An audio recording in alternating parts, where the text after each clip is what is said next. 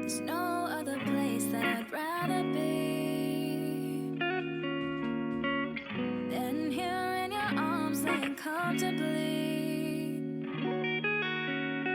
But if in just a matter of time you're not mine, won't you only focus in on the good times? Get it right, babe, get it right, babe, 'cause I'm rushing on you. Get it right, babe, get it right, babe, 'cause I'm rushing on you. Do you, yeah. I'm wishing on you. Do you, babe, I'm wishing on you. We were on the same page, we were on the same wavelength. They don't do it like we do, so don't worry about the past. That was nothing but some old news.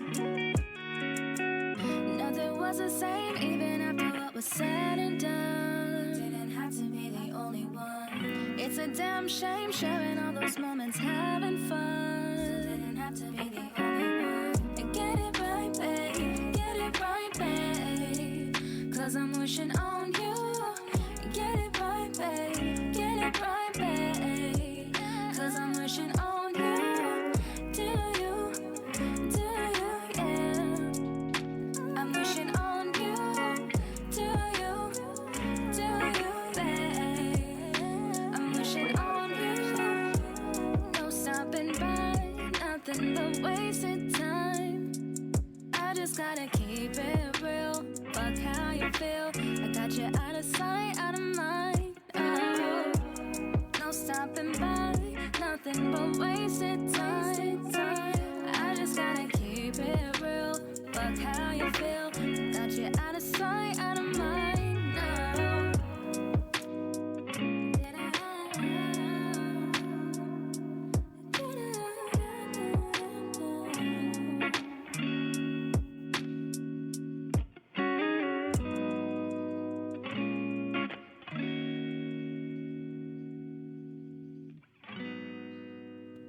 You are now tuned in to the freshest, dopest, the one and only www.DIGGINDAILY.com. This is The Way Radio, broadcasting live Northeast Los Angeles, and as always, we got special guests live in studio blessing us with music, dope interviews, and today is no exception. I'm gonna allow her to introduce herself, but please do us the honor. Who do we have in studio today? Hi, I'm KAYLA MACIAS. Welcome, welcome, welcome. Let's talk about that first track before we get into the interview. First track we heard, Get It Right, off of the Indigo 2 album. Talk about that real quick. Yeah, it's the last song on the album. I worked with Chris and I love Surface on that song. It was definitely a love song that went wrong, kind of, you know? So yeah. It can be relatable, but it's definitely one of those songs that kind of were based off of an experience that I had. And nice. Or maybe not nice. Maybe not too nice, but it worked out in my favor. Nice. Well, I mean, it still worked. It still gave you some new content to put on your album. Right. And it was a pretty dope track, I would say. Thank you. For those that don't know and those that need to know, who is KAYLA MACIAS? I'm a singer-songwriter. I love to perform. I've been performing for such a long time, since I was little, and it's just, I enjoy making music, and I hope to always inspire other people as well as be somebody that's relatable, but I just love to sing. What about making music gives you that urge to keep wanting to do it? More of a sense of fulfillment for myself in regards to just having an outlet to kind of express myself and to pour out my emotions. So it's therapeutic in a sense of singing, in a sense of songwriting, and majority of the time it is for fun. I Yeah. would say you have to love and enjoy your craft, but just overall, the experience of being able to sing. Nice. What actually got you when you were younger and you were singing? What actually got you into it? What was an artist that influenced you, or what was it that you were like, I want to do this? Honestly, my father is a drummer, Oh, nice. and he does percussion as well. So throughout my childhood, he was always going out on gigs and performing with quite a few people. But also my grandfather, he had his own orchestra. He was in, Oh, damn. yeah, he did percussion and he was a singer. So when I was younger, looking up to them and seeing all the things that they did, I just knew that if they can do it, I can do it. And I just appreciated how they went about their music. And so since I was about 5 years old, I want to say I did my first performance when I was 5. Oh, wow. That's kind of when it started, yeah. Nice. And what was your performance at age 5? I sang at a talent show, and I sang "Bring Me to Life" by Evanescence. Oh, damn. Yeah, and I just remember my principal like raving about it. My friends were like, "You were lip singing, that wasn't you," and I was like, "No, that was me. Trust."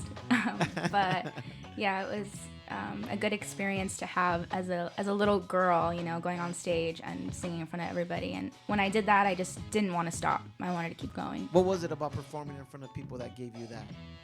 Yeah, I want to keep doing this. I think it was.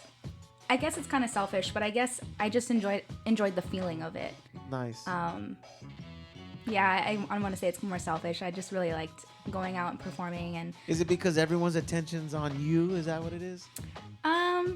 yes and no. I mean, it's nice to have the light, you know, hey, look at me. But when you're able to do something that not everybody else can do, it's just like almost liberating too. Yeah. And it's like, hey, check this out. Look what I can do. Nice.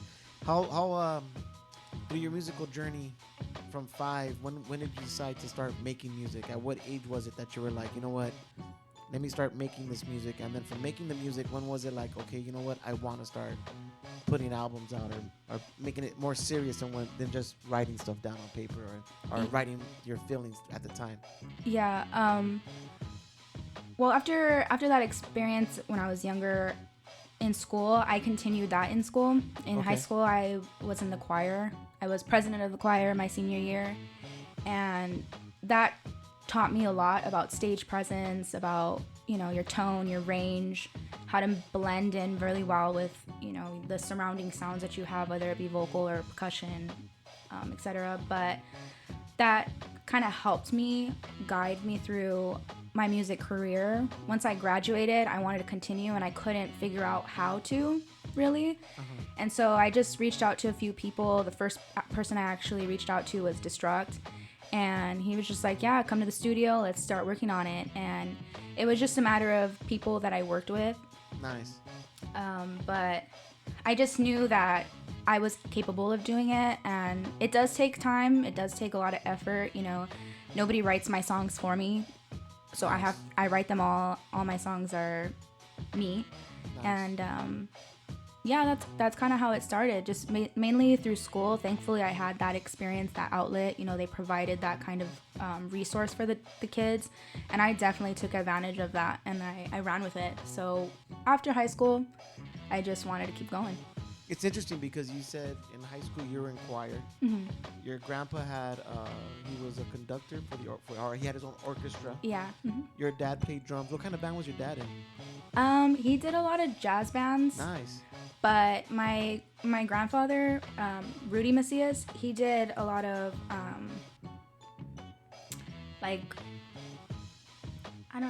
it's kind of tough to say it because there's a song called Sunny, but he transferred that and did his own mix on it, so it's in Spanish, and it's really dope. Yeah, it's really dope. So they were kind of like all over the place, and that's kind of how I aspire to be. Like right now I have my R&B tracks, and then one of my albums I have that's a little bit more exploring in a sense, but just like that too, you know, I want to have a range. Nice.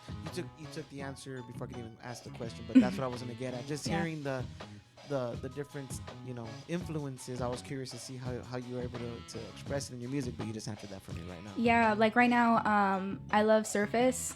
We're trying to work on some new things right now. We're trying to experiment a little bit. So we're actually working on a track that's a little bit more, I want to say rock en español, but yeah, but we're trying to go a different route now, just because I don't want to necessarily say that, oh, I've been there, done that, but I feel like it's always great to explore what you can do and how you can do it and see if, people like it. You're a vocalist, so as a vocalist, why would you hold yourself down to just one genre of music? As a vocalist, you should be able to play with other genres.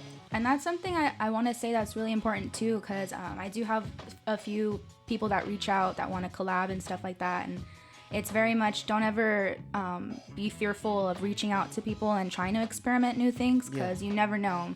Some people want to get away from what they've been doing, or so. So what year was it when you laid down your first album, Indigo? 2014. And what was that process like for you? This is your first album. This is KAYLA MACIAS coming out. Mm-hmm. What was the process for you? I was definitely independent, for sure. I was like, I'm going to keep going. Somebody's going to help me, and we're going to get through this. And so I hit up Chris, and I think he just knew, based off of how I worked, how I approached my music career, that he knew I was very serious about it. Yeah. So we worked on that whole album together.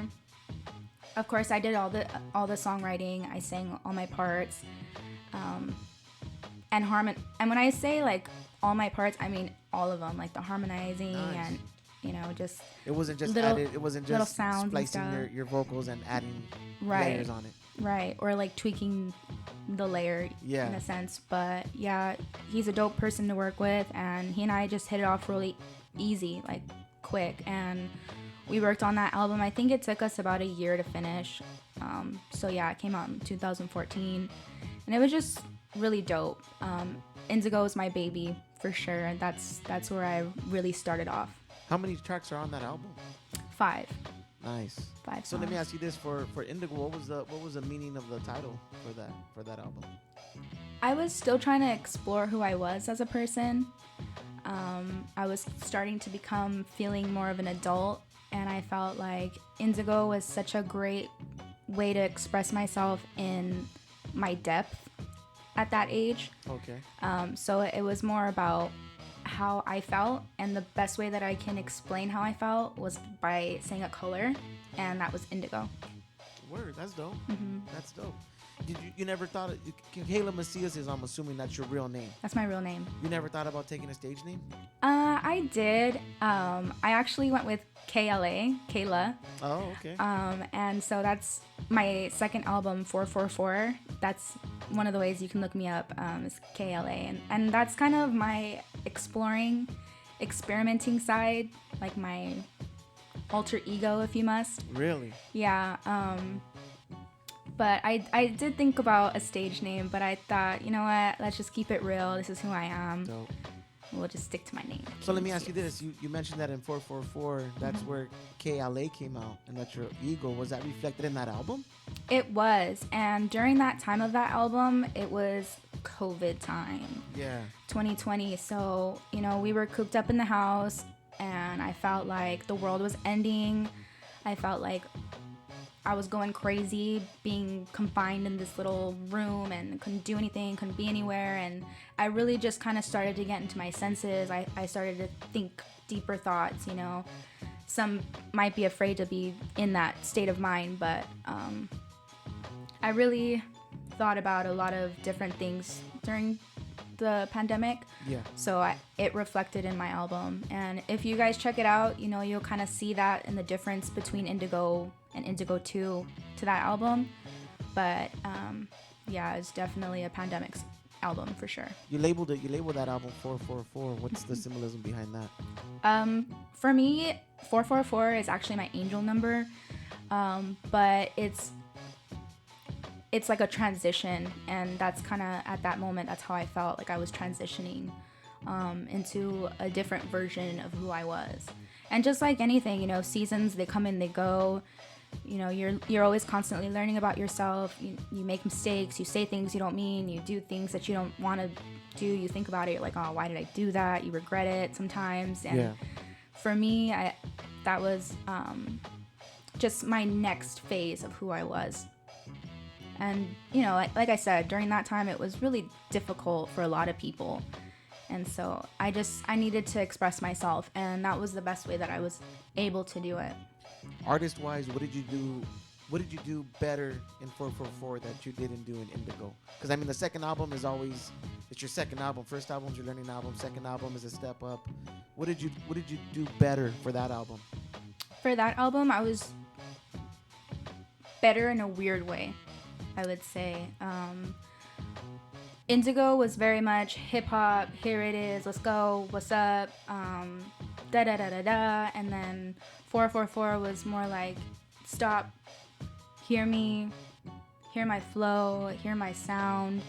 And for a singer, you know, you can sing in your head voice or your chest voice. And I really utilized my head voice, which was more of like a falsetto sound, more soft, but I try to implement the soft and the edginess of it. So that was where I kind of experimented with 444. Interesting. Was just my range and how I portrayed that through singing. Nice.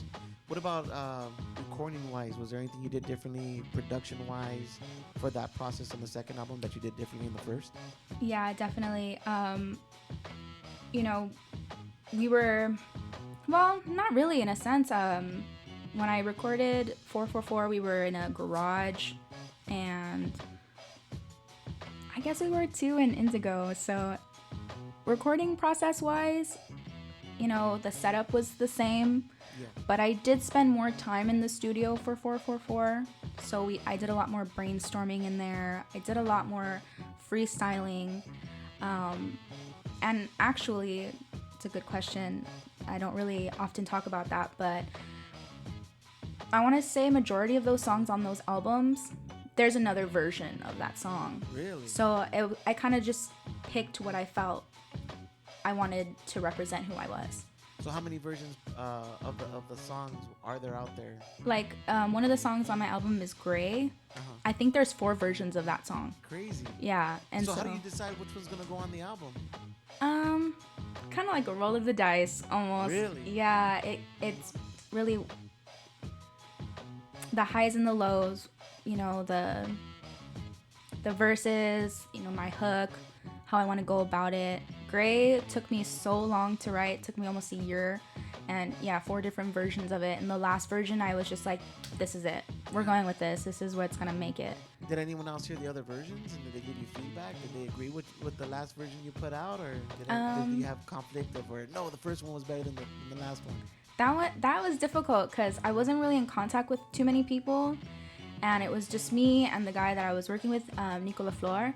And it was just he and I. And we both looked at each other and we're like, that was it. Let's Crazy. go. Mm-hmm. And then how many tracks are on that 444 album? Don't kill me. I think it's 8. 8? Okay. What about beat-wise? How did you see yourself as expanding musically with beats? Like, how did your selection go from the first album to the second album? The first album are all songs that somebody else was in possession of, like they sang on top of them. Okay. But so I kind of sampled it. But for 444, all of the beats are original and produced by Nico LaFleur. So that was kind of experimental for me too, because for those who are in music, you understand, like, when you create a beat, yeah, those first maybe 4 bars sound great. Yeah. But where's the hook? Where's the bridge? You know, and that you have to build off of and expand. Yeah. So it does take a lot of time. It does take a lot of work. And I think that's kind of why, too, it took so long to finish that album. But that one was very much, you know, built from the ground up. Nice. And I think I really appreciated that experience. You said did. Nico LaFleur produced 444. Did he also produce Indigo? No. For Indigo... Wait, for Indigo 1 or 2? Indigo 1. Indigo 1, no. Most of them are produced by Nico Lay. Okay. And one I had gotten off of like a YouTube channel. So they were already beats that were made. Artists like Gangstar had already performed those songs, so they were already mastered to have a flow, which made it really easy for me to just kind of go on top of it and do my own version of what I was feeling, how I wanted to sing about it. But 444 was more like, okay, let's take this with this direction. Now let's try to find the hook. Let's go in that direction. Let's go back to our verse, go back to a hook. Let's make a bridge. Yeah. And so it was a lot more work. So let me ask you, so for Indigo 1, you worked on that album with Destruct, right? Yeah. And then for 444, it was Nikolai LaFleur you worked with, right? Nick LaFleur. Nick LaFleur, okay. How was that process? Because it's two different people you're working with. How Yeah. was the process for you working with two different people on two different albums, especially going to your second album? Honestly, both of them are really cool people to work with. So they didn't make it too difficult for me. But I did bump heads with both of them. You know, they want the best for me. I want the best for them. We want the best for the album. And, you know, creative-wise, everybody thinks differently, feels differently. And so, like, for example, on Indigo 2, there was a song that I was just like, I don't want to do it. I don't think it's a good idea. And Destruct was, like, fighting me over it. He's like, dude, it's a dope song. You need to stick to it. Like, don't fight me on it. And I was like, okay, I guess not. But even in a sense like that, like, we're constantly trying to make the best for our album. Yeah. But I wouldn't say that it was hard to work with them. I feel like I had a really good judge of character when I approached both of them on working. Nice. So it was pretty good. I really appreciated my experience with them. Actually, tonight the music that the tracks that have been selected are all for your Indigo 2 album. We're gonna get into another one right here, Grit Master. Talk about that track real quick. Introduce it. Grit? Yeah, Grit. I'm sorry, I wrote it down as Grit Master because that's what it was. But Grit, my bad. No, it's cool. Grit is like the grittiness. Like, this is what it is. We're gonna fight for what we need to get to. If you're not on the same page, well, then you need to go. And that's Grit. There it is right there. KAYLA MACIAS live in studio right now. We're going to play Grit. This is The Way Radio, broadcasting live from Northeast Los Angeles HOTBOX Studios, playing tracks off of the Indigo 2 album that just dropped. More interview to come. Check out this track. This is The Way Radio. We are DIGGINDAILY.com.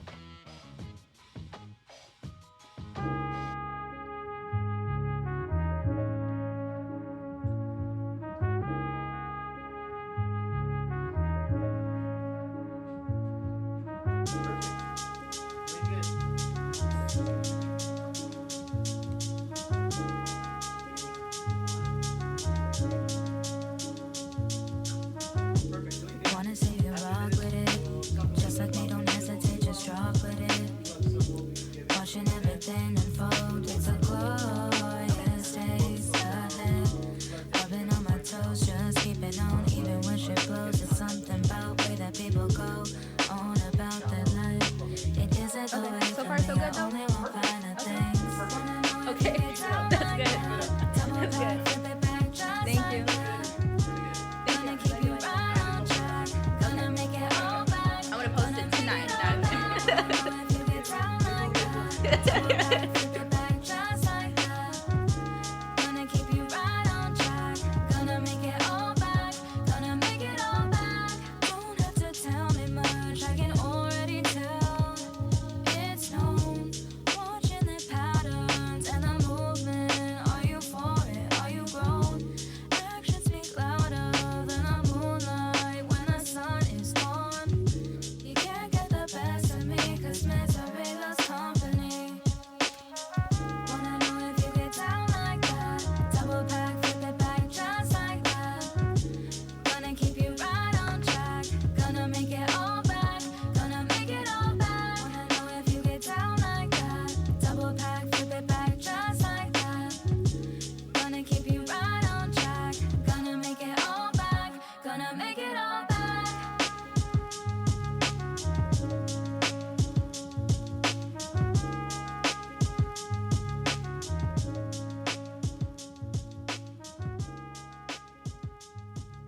You're now tuned in to the freshest, the dopest, the one and only www.diggingdaily.com. This is The Way Radio, broadcasting live. KAYLA MACIAS live in studio, dropping knowledge and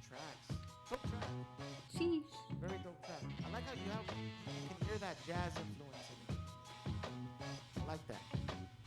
Thank you, thank you. Let me ask you this for the Indigo 2 album. Let me ask you this, as far as for this album, what did you do differently from this album, this being your third album? For this album, to be really honest with you, and not too many people know about it, so it's a little secret. I want to say about 3 of those songs came from 2014. Yeah, they were just sitting in my email, and I hadn't released them. I didn't really want to do singles at the time. I really wanted to just drop some albums and EPs. So a few of those songs are actually pretty old, but for the other ones, we really elaborated on kind of changing it up. So there's a song called Sweet Escape. That's the one that is very different on the album. That's the one that Chris was fighting me on. He's like, you need to release it. It's a dope song. But that was a really interesting experience, and I'm really happy that it happened because it opened the door for me to experience my little extra jazziness, I guess you can say. But the album itself is a really dope album. I'm really, really proud of that album.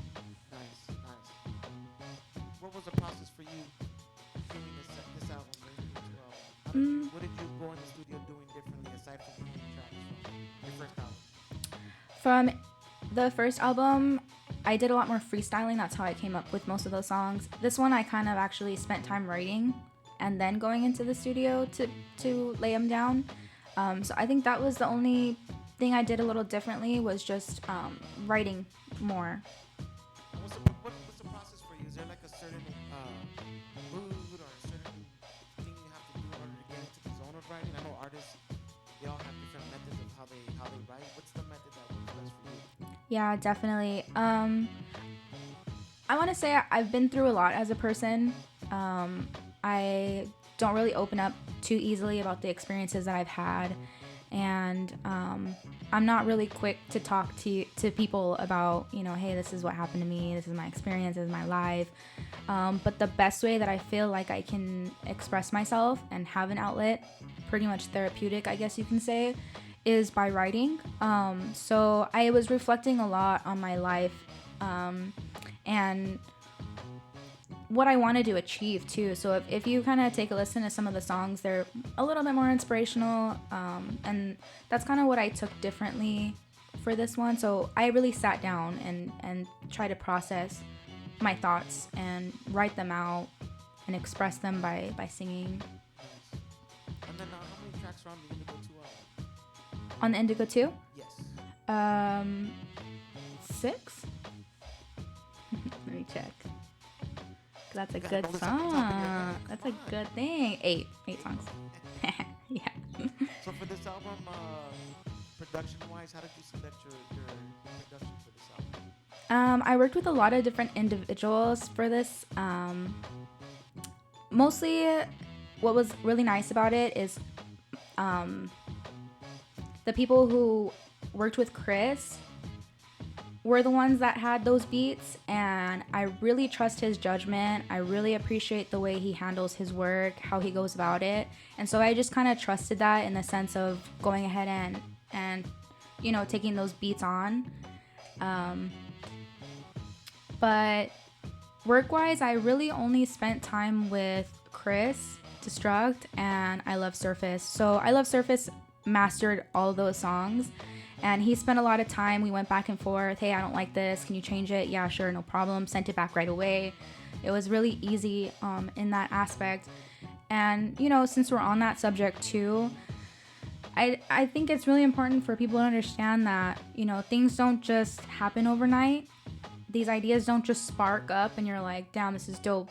That's it. Close it out. Like, some of these songs take a really long time to work on. And, it matters who you're working with.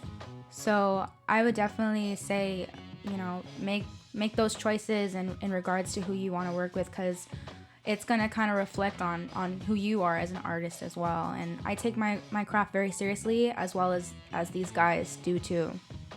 Nice. And that's true. That's very true. Let me ask you, as far as for yourself, female in the music industry that's predominantly male driven, how do you feel how do you feel about your accomplishments so far? I'm super happy about it, and I honestly wish that there were more women that were involved and able to show off their craft. And I hope that, you know, this interview kind of inspires anybody who's out there listening and wants to create and make music, because you should do it. You know, you should never stop yourself. But working in a predominantly male environment, it's just really important to, you know, just keep everything in mind. My mom really taught me how to keep an eye out on people's characters, you know, watch your surroundings, make sure, you know, you're meeting up with somebody, all right. You know, that was one thing that I was always doing. You know, if I met up with somebody that was in the music world in that sense, and I was going by myself, people knew. Like, I would be like, hey, this is my location, check it out. And, you know, it is kind of sad, but it's definitely something that needs to be done, because you never know who you're dealing with. It doesn't matter male or female. But, you know, definitely just take a good look at people's characters and you know, checking people out. Like, even when I did this interview, like, I checked out a lot of the interviews that you guys have had. I was checking out, you know, the people that you had coming out to do the freestyles, and I thought that was so dope. You know, it really inspired me too, because I thought, you know what, hey, if these people can do it, I can definitely do it. And let's just see, you know, how these type of things turn out. And it's a really good experience for me, and it's a great experience, you know, for you guys too as well. Yes. And so all you can really do is just be hopeful that you come across good people that are willing to work with you, willing to be patient with you, as well as respect you. And that's something that I hope people take more serious, is just the respect, because it's hard out here. You know, nobody really takes the time to say, hey, you know, let me write this song for you, or hey, I made this beat specifically for you. You gotta create it and make it happen. And so I would just say making sure that you have a good sense of judgment and keep yourself in mind and hold yourself to a high standard. You named the album Indigo too.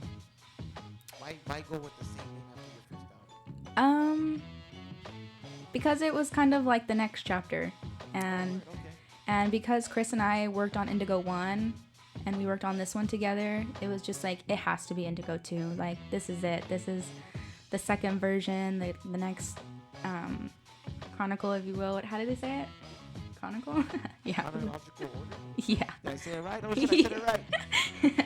Yeah, but We can say words sometimes. yeah, me too. Shoot, look at us. We're all flabbergasted by our words. It's okay.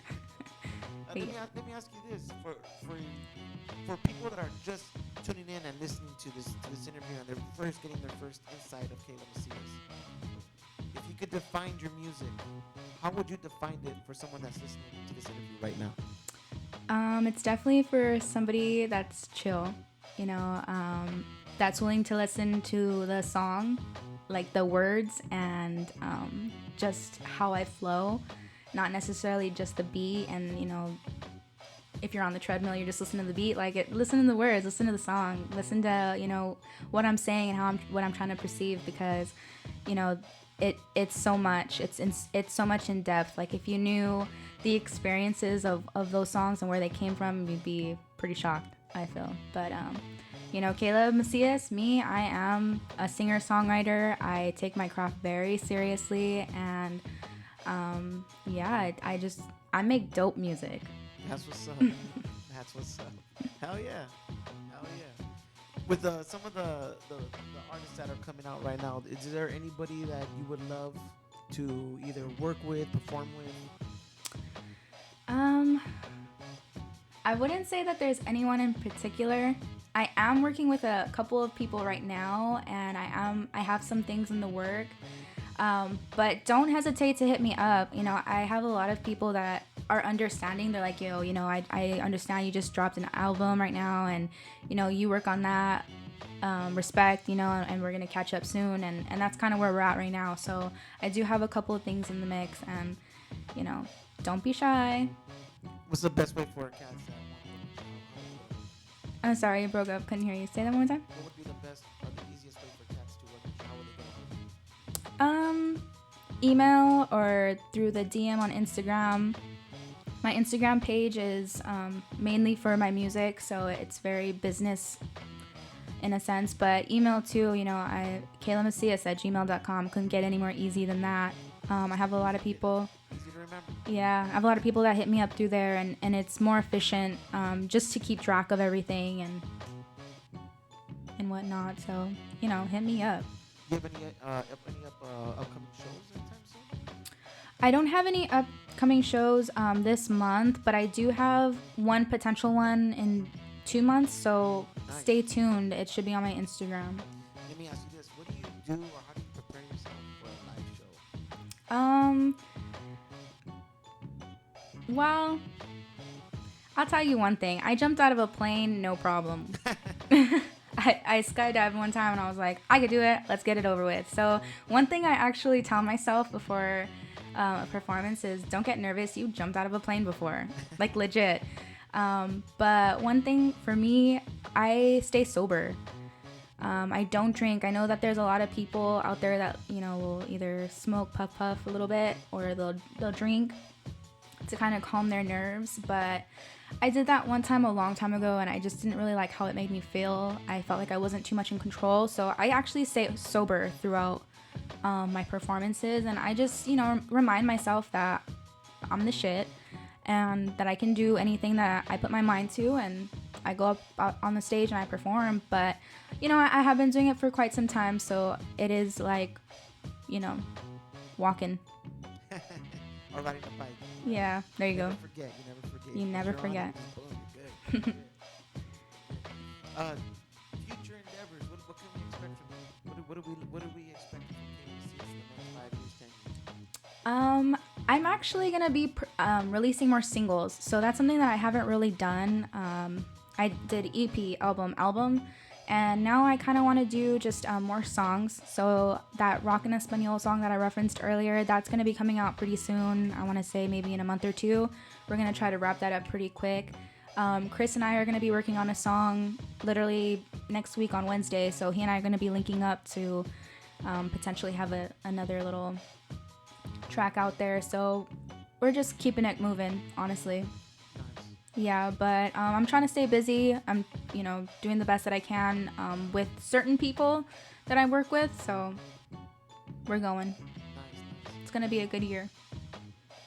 For yourself, you say it's going to be a good year with all the music you're making, and maybe some experimentation with different genres.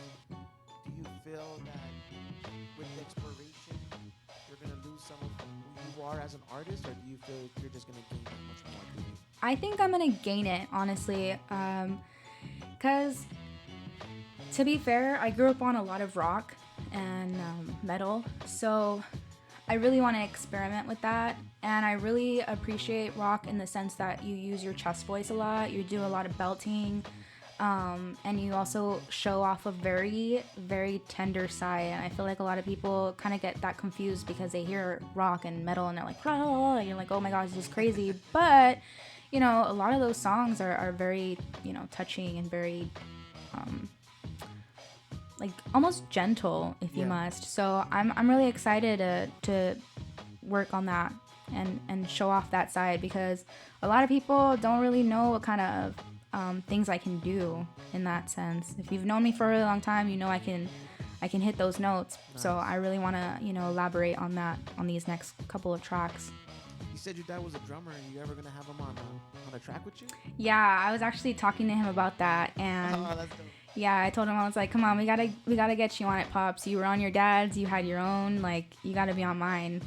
So yeah, we're gonna definitely try to work on that. And I have a little brother too, Marky, and I want him to be eventually on a track with me too. He's little, he's 11 years old, but I'll tell you right now, I think he's a really good drummer, like better than some of the ones I've heard live at like little shows. So I can't wait, to see what's in store for him and put kind of him under my wing too and show him the music world and what he can do.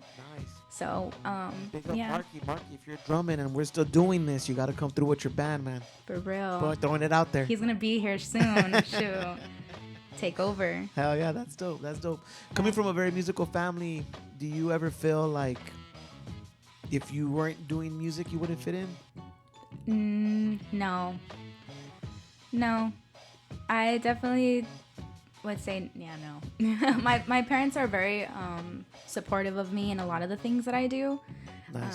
So, yeah, I just kind of got blessed with that background because it, motivated me a little bit more and it influenced me because, my dad going from jazz to Mexican cumbias, doing all kinds of different things, a huge range, really tapped into my musical library, if you must, Yeah. So I want to say my brain is full of different types of songs and things and melodies. So I was really blessed with that opportunity to just gain from, my elders and what they've known passed on to me in my generation. Let me ask you this, because your dad was a musician and he sounds like a very well-rounded artist. He is.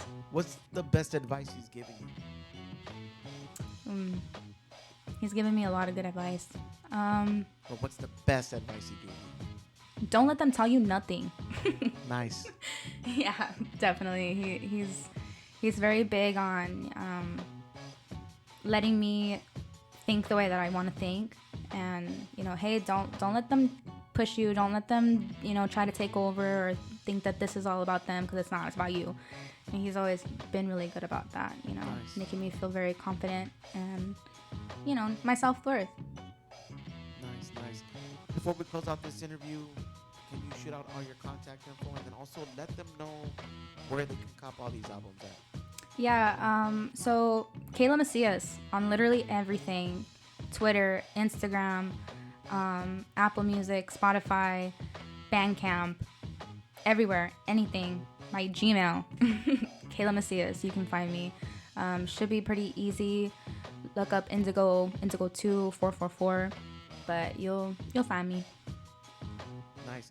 And then before we close out this interview, you have any shout outs you want to give out before we close it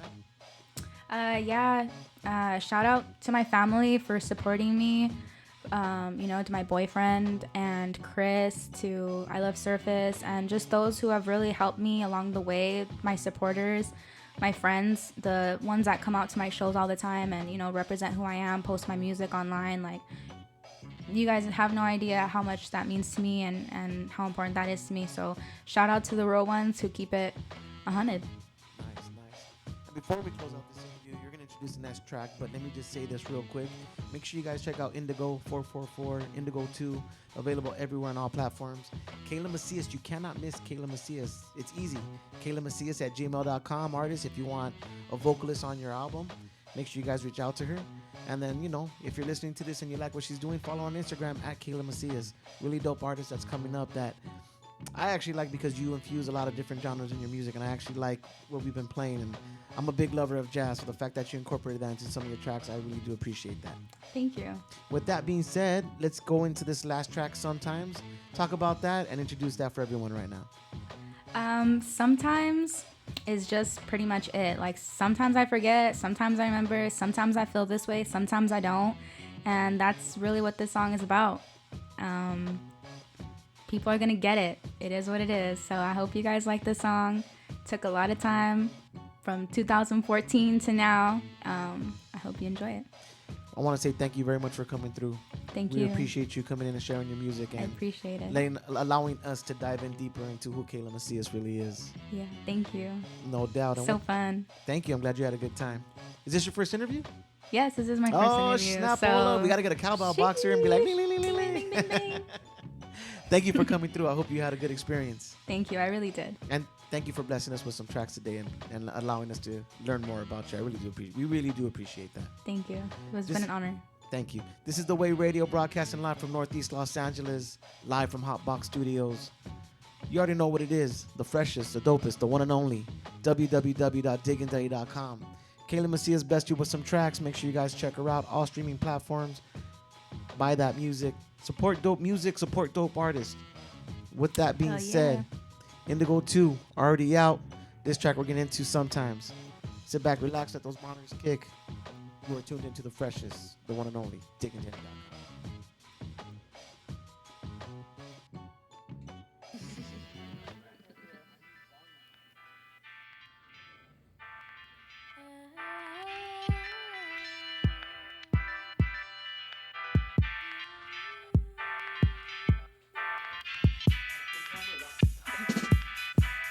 I'm trying to keep it small.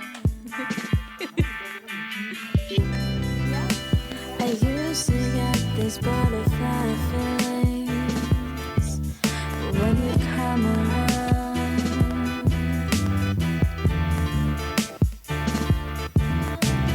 Now I got this kind of feeling to wanna shoot you down. People come and go, and I'm sure you already know.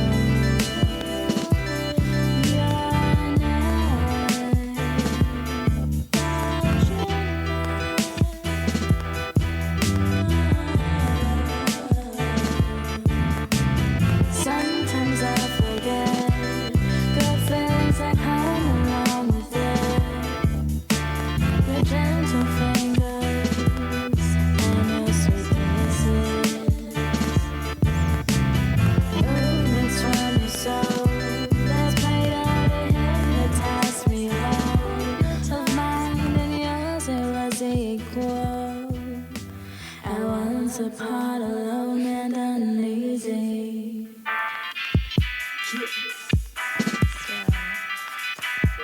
So,